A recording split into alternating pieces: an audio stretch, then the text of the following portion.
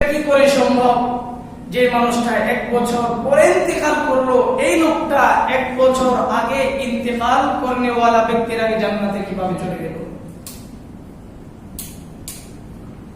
আপনার আমার পয়গম্বর মুহাম্মদ সাল্লাল্লাহু আলাইহি ওয়াসাল্লাম তাদেরকে মসজিদে নববীতে ডেকে বললেন সে কি অবাক হওয়ার মতো কিছু না, আশ্চর্য হওয়ার মতো কিছু নেই। হযরত রাসূল করিম সাল্লাল্লাহু আলাইহি ওয়াসাল্লাম জিজ্ঞেস করলেন, সাহাবীরা শোনো, যে ব্যক্তিটা 1 বছর পরে ইন্তেকাল করেছে সেই ব্যক্তিটা কি 1 বছর পূর্বে ইন্তেকাল করনেওয়ালা ব্যক্তির চাইতে 1 বছর বেশি হায়াত পায়নি? সাহাবায়ে কেরাম বললেন, ইয়া রাসূলুল্লাহ, সে তো 1 বছর বেশি হায়াত পেয়েছে। বলে, সে যদি 1 বছর বেশি যদি সে হায়াত পেয়ে থাকে, তাহলে সেই বছরের মাঝে কি সে একটা মাহে রমাদান পায়নি? বলে, ইয়া রাসূলুল্লাহ, মাহে রমাদান তো পেয়েছে। বলে, যে ব্যক্তি 1 বছর বেশি হায়াত পাইল, সে বছরটার মাঝে সে মাহে রমাদান পাইল, সে মাহে রমাদানে সে যে তাসবিহ, তাহলিল, জিকির, আজকার, কুরআনুল কারীমের তিলাওয়াত, নফল সালাত, তারাবির সালাত, ফরজ সালাত, এই যে এক একটা ইবাদত বন্দেগী করেছে, এক একটার পরিবর্তে আল্লাহ 70টা করে লিখে দিয়েছে। তার মাঝে তো আবার আল্লাহ না করুক শবে কদর হয়তো ছিল, তাহলে এতগুলো নেক আমল, আবার শাওয়াল মাসও পেয়েছিল, সেখানে যদি সে 6 রোজা রেখে থাকে, এত সওয়াবগুলো যে বান্দাটা তার আমলনামায় অ্যাড করতে পারলো, বলে নিশ্চয়ই এই ব্যক্তিটা তো মহা মূল্যবান নিয়ামত পেয়েছে 1 বছর পাওয়ার কারণে। এই জন্য 1 বছর পূর্বে ইন্তেকাল করনেওয়ালা ব্যক্তির 1 বছর পরে ইন্তেকাল করার পরেও তার আগে জান্নাতে চলে যাবে। দোস্ত আর বুজুর্গ, এই জন্য হায়াত হলো সবচেয়ে বড় নিয়ামত। বলেন, হায়াত কি? সবচেয়ে বড় নিয়ামত। আল্লাহু আকবার। বলেন, আল্লাহ চাইলে আমাকে আপনাকে নিতে পারে কিনা? আহা, যখন খুশি তিনি তখন নিয়ে যেতে পারে। মদ্যপী, তুমি মদ পান করো, মদ পান করার পরে তুমি বেহুশ হয়ে যাও, আল্লাহ চাইলে তোমাকে বেহুশ অবস্থায় নিয়ে যেতে পারে, কিন্তু তিনি নেন না। তুমি পাপ করো, পাপিষ্ঠ, আল্লাহ চাইলে তোমাকে সে পাপরত অবস্থায় তিনি তুলে নিয়ে যেতে পারেন, কিন্তু তিনি তুলেন না। কেন তিনি তুলে নিয়ে যান না? আল্লাহ তাআলা বলেন, বান্দা, তুমি তো হাজার হাজার বছর গুনাহ করো, তাতে কোনো সমস্যা নাই। আমি আল্লাহ তাআলা 1000 বছর পরেও অপেক্ষা করি যে তুমি 1000 বছর মদ পান করে, তুমি শতদিন জিনা ব্যভিচার করে, একটা বার যদি তুমি আমি আল্লাহর কুদরতে সিজদায় পড়ে যদি তুমি তাওবা করো, আমি প্রস্তুত হয়ে থাকি তোমাকে ক্ষমা করে দেওয়ার জন্য। সুবহানাল্লাহ। বান্দা, তুমি কি পরিমাণ গুনাহ করো, কি পরিমাণ গুনাহ করো? হাজ্জাজ বিন ইউসুফ তোমার চাইতে কম গুনাহ করে নাই। ছেলেদেরকে যদি জিজ্ঞেস করে, বলে মুসলমানের মাঝে সবচেয়ে বড় পাপিষ্ঠ কে? বলবে হাজ্জাজ বিন ইউসুফ। 100 মুমিনকে হত্যা করেছে, 100 মুমিনকে হত্যা করেছে। সে হাজ্জাজ বিন ইউসুফকে আল্লাহ তাআলা ক্ষমার ঘোষণা দিয়েছেন। কেন? চাইতে তো হবে। আল্লাহর কাছে কি করতে হবে ভাই? চাইতে হবে। আল্লাহর কাছে প্রার্থনা করতে হবে, তাওবা করতে হবে, চাইতে হবে। দোস্ত, এই জন্য যে আল্লাহ রাব্বুল ইজ্জাত দয়া করে, মায়া করে আমাদেরকে হায়াত দিলেন। আরে দোস্ত, যে আল্লাহ তাআলা চাইলে আমাদেরকে করোনা মরনা বিভিন্ন কিছু দিয়ে, বিভিন্ন ওসিলা দিয়ে যিনি নিয়ে যেতে পারেন, যিনি এখনো নেন নাই, দয়া করে, মায়া করে আমার আপনার মতো নাখান্দাকে যে আল্লাহ তাআলা তিনার জমিনে রেখে দিয়েছেন, আর আল্লাহ ছোটখাটো আল্লাহ নিয়ামত, নাজ নিয়ামত এখনো ভোগ করে আল্লাহ তাআলা আমাদেরকে জীবিত রেখেছেন। কিয়ামত তক যদি সিজদায় পড়ে থাকি, কোনদিন শুকর আদায় হবে না। এই জন্য বলেন, আমার আপনার সবচেয়ে বেশি মহব্বতের, সবচেয়ে পরম বন্ধুকে আল্লাহ তাআলা। আল্লাহর চাইতে বড় মহব্বতের বন্ধু পৃথিবীর এই আকাশের নিচে জমিনের উপরে আর নাই। দোস্ত, তার চাইতে বড় বন্ধু এই আকাশের নিচে আর নাই। মানুষ কতদিন বন্ধু থাকে? করোনায় তো আমাদেরকে শিক্ষা দিয়েছে যে মানুষের বন্ধু হতে পারে না। মা বাবাও তোমার আপন বন্ধু না, তোমার সহধর্মিণী, তোমার লাইফ পার্টনার, সেও তোমার আপন বন্ধু না। তোমার ছেলে সন্তানের কথা বলো, তোমার ছেলে সন্তানও তোমার আপন বন্ধু না। আপনারা শোনেন নাই এই যে ফেনী সোনাগাজীতে কোথায় বেচারা পেট্রোল পাম্পে কাজ করে চট্টগ্রাম, করোনা উপসর্গ নিয়ে আসছে, এখনো চেকও হয়নি করোনা আছে কিনা। তো লাইফ পার্টনার সহধর্মিণী যিনি স্ত্রী এবং সন্তানরা মিলে বাবাকে নিজ তলাতে ছোট্ট কামরায় বন্দি করে রেখেছে। কোনো খাবার পানীয় কোনো কিছু দেয়নি, কোনো দেখা সাক্ষাৎ করেনি। বাহির দিয়ে চিৎকারি মেরে তো তালাবদ্ধ করে দিয়েছে। লোকটা ছটফট করে এক গ্লাস পানীয় বরণ পর্যন্ত খেতে পারে নাই। উলঙ্গ অবস্থায় সমস্ত কাপড়গুলো ছিঁড়ে ফিরে দূরে সরিয়ে দিয়েছে।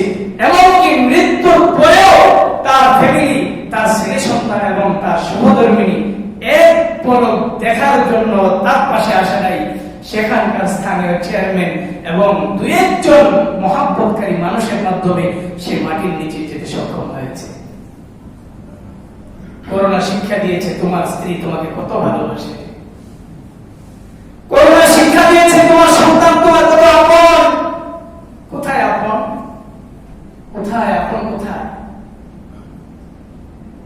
কোন মনোমালিন্যতাও ছিল না।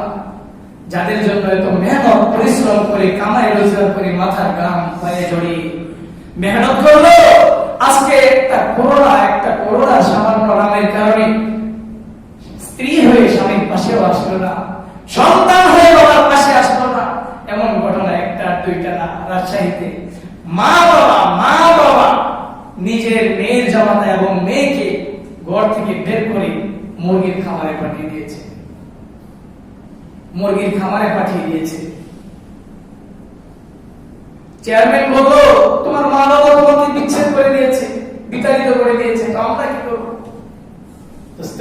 এক করোনা শিক্ষা দিয়েছে যে মা বাবা, ভাই বোন, আত্মীয় স্বজন, পুত্র সন্তান তোমার কত আপন। এই জিনিস আর কেউ শিক্ষা দিতে না পারলেও করোনা শিক্ষা দিয়েছে। এই জন্য বলেন আমাদের সবচেয়ে আপন কে? আল্লাহ। তিনি যে আমার শ্বাস নিঃশ্বাস দিয়েছেন।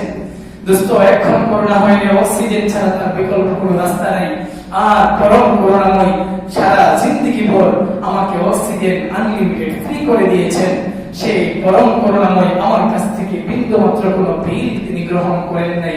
তার চাইতে পরম বন্ধু এই জমিনে আর কেউ হতে পারে না। এই জন্য সবসময় শুকর আদায় করবো আল্লাহ।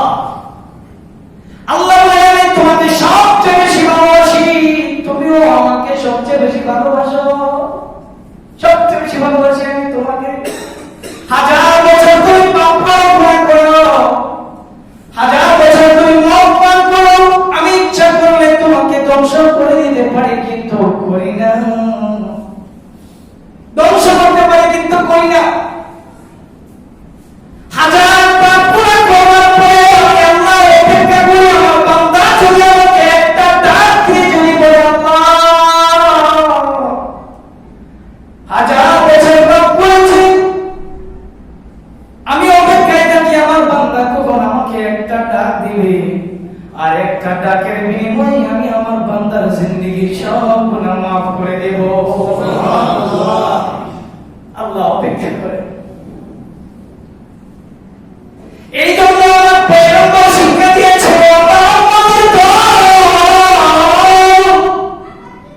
আমার আল্লাহ সবচেয়ে বেশি ভালোবাসেন।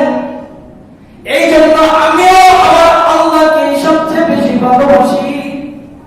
আল্লাহ বলেন আমার মুহাম্মদ আমাকে সবচেয়ে বেশি ভালোবাসেন। এই জন্য আমার মুহাম্মদের নাম রেখেছি হাবিবুল্লাহ। কি রেখেছেন?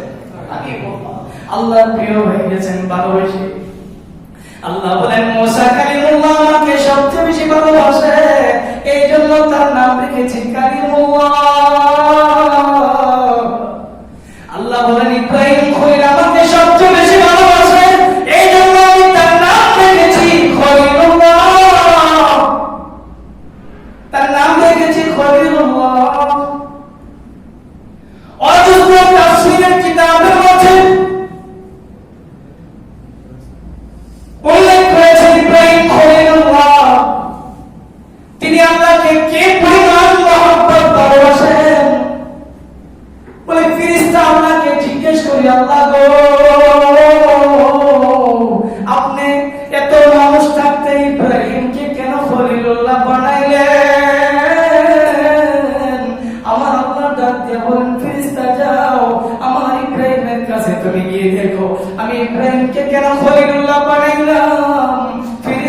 হযরত ইব্রাহিম খলিলুল্লাহর সামনে এসে দাঁড়িয়ে সালাম দিলেন আর তিনি জিজ্ঞেস করলেন, হযরত ইব্রাহিম খলিলুল্লাহর সামনে দাঁড়িয়ে ডাক দিয়ে বলেন, লা ইলাহা ইল্লাল্লাহ।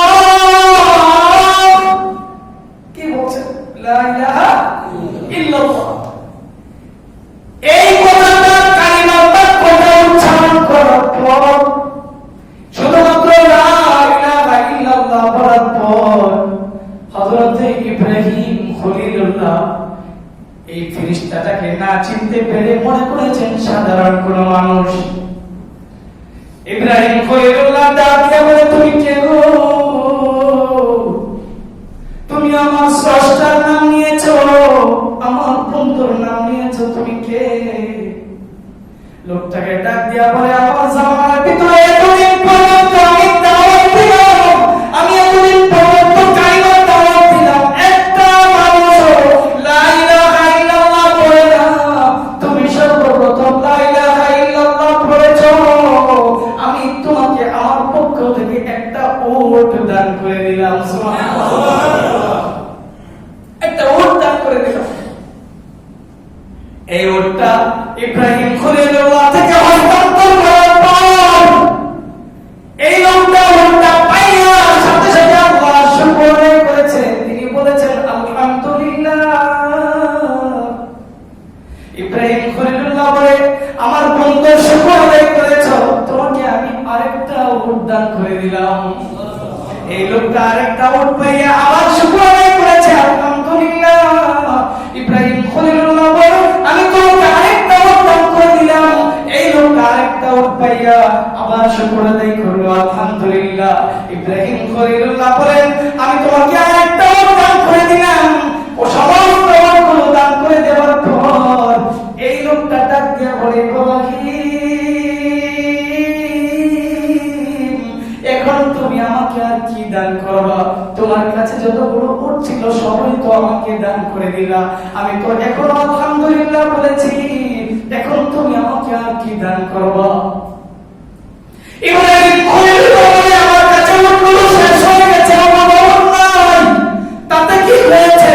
তুমি আমার বন্ধুর শুকর আদায় করেছো, আলহামদুলিল্লাহ বলেছো, আমার কাছে কোনো উট নাই, তাতে কি হয়েছে?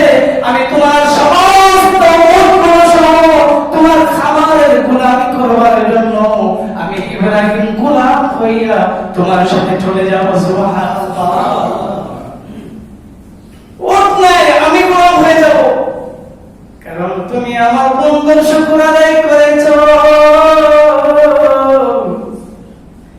দেখছেন কি বন্ধুকে কত ভালোবাসে, কত ভালোবাসে। ইব্রাহিম খলিলুল্লাহ ডাক দিয়ে বলেন, ওরে প্রতীক, তুমি শোনো, আল্লাহর শুকর আদায় করবার জন্য আমি ইব্রাহিম খলিলুল্লাহ সর্বত্র তোমাকে একটা উট দান করেছি, কিন্তু আল্লাহর নাম নেওয়ার কারণে, তুমি লা ইলাহা ইল্লাল্লাহ বাক্য পাঠ করার কারণে আল্লাহ তাআলা তোমাকে তো জান্নাত পর্যন্ত দান করে দিয়েছে। আমি তো মাত্র উট দিলাম, কিন্তু আল্লাহ তো তোমাকে জান্নাত দিবে বিনিময়ে। ইব্রাহিম খলিলুল্লাহ যেই মাত্র এই কথা বললেন, আমি তোমার গোলাম হয়ে যাব, এই লোকটা ডাক দিয়ে বলে, ইব্রাহিম, আমি তোমার উট নেওয়ার জন্য আসি নাই, আমি তোমার উট তোমাকে আমি গোলাম বানাবো না, আমি তোমাকে গোলাম বানাইতেও আসি নাই, তোমার উট নিতেও আসি নাই। আমি আল্লাহকে জিজ্ঞেস করেছিলাম, জমিনের মাঝে এত মানুষ থাকতে তার নাম কে? খলিলুল্লাহ। আজকে বুঝতে পেরেছি আল্লাহ তোমাকে কেন খলিলুল্লাহ বানাইলেন, কারণ খলিলুল্লাহ হওয়ার উপযুক্ত একমাত্র তুমি। কারণ যে ব্যক্তি আল্লাহকে আপন বানিয়ে নেন, মহব্বতের বানিয়ে নেন, আল্লাহ তাকে মহব্বতের দুষ্ট বানায় নেন। এই জন্য আমার পয়গম্বর আল্লাহকে ভালোবেসে বলেছেন হাবিবুল্লাহ। মুসা পয়গম্বর আল্লাহকে ভালোবেসে বলেছেন কালিমুল্লাহ। ইব্রাহিম আল্লাহ আল্লাহকে ভালোবেসে হয়েছেন খলিলুল্লাহ। আল্লাহ বলেন, ও আমার পয়গম্বর, আপনার উম্মতেরা যদি আমাকে ভালোবাসে কিয়ামত পর্যন্ত তারা হয়ে যাবে ওলিউল্লাহ। কি হয়ে যাবে? ওলিউল্লাহ, আল্লাহর ওলি হয়ে যাবে। আল্লাহর ওলি হইতে কি বড় আলেম হতে হয়? বড় আলেম হতে হবে? হাফেজ, মুফতি, মুহাদ্দিস, মুফাসসির হতে হবে? কিচ্ছু হতে হবে না। একজন রিকশাওয়ালা সে যদি আল্লাহর ওলি যদি হয় তাহলে আল্লাহর কাছে সবচেয়ে দামি এবং আল্লাহর পরম বন্ধু হয়ে যাবে। সুবহানাল্লাহ। এই জন্য দোস্ত, পৃথিবীর মধ্যে কেউ বড় আপন নাই, ভাই আপন না, বোন আপন না, স্ত্রী পুত্র আপন নয়, কেউ আপন না। একটা মানুষ আপন না। আপন হইলে এই করোনার সময় কেমনে দূরে ফেলে দিয়ে চলে যেত? কেমনে পারলো? স্ত্রী হয়ে কেমনে পারলো? ছেলে হয়ে কেমনে পারলো? মা হয়ে কেমনে পারলো? করোনা তো শিক্ষা দিয়েছে যে কে আপন আর কে আপন না। পৃথিবীতে কেউ আপন না, সব স্বার্থের বিনিময়ে চলছে। আল্লাহু আকবার। এই জন্য দোস্ত, আল্লাহ সবচেয়ে বড় আপন। আল্লাহ চাইতে বড় কোনো আপন নাই। ফেরেশতা বলল, আল্লাহ এই জন্যই তোমাকে খলিলুল্লাহ বানিয়েছেন। আল্লাহ বলেন, কেন খলিলুল্লাহ বানাইলাম? ফেরেশতা দেখো, বলে এই ইব্রাহিম একবার নয়, দুইবার নয়, তিনবার নয়, আল্লাহর দরবারে বহু পরীক্ষা দিয়ে উত্তীর্ণ হয়েছেন। বিসমিল্লাহির রহমানির রহিম। ওয়া ইয ক্বালা ইব্রাহিম লিআবিহি আযার আতাত্তাখিযু আসনামান আলিহা ইন্নী أراك وقومك في ضلال مبين فلما جن عليه الليل رأى كوكبا قال هذا ربي فلما أفل قال لا أحب العافلين. الله أكبر.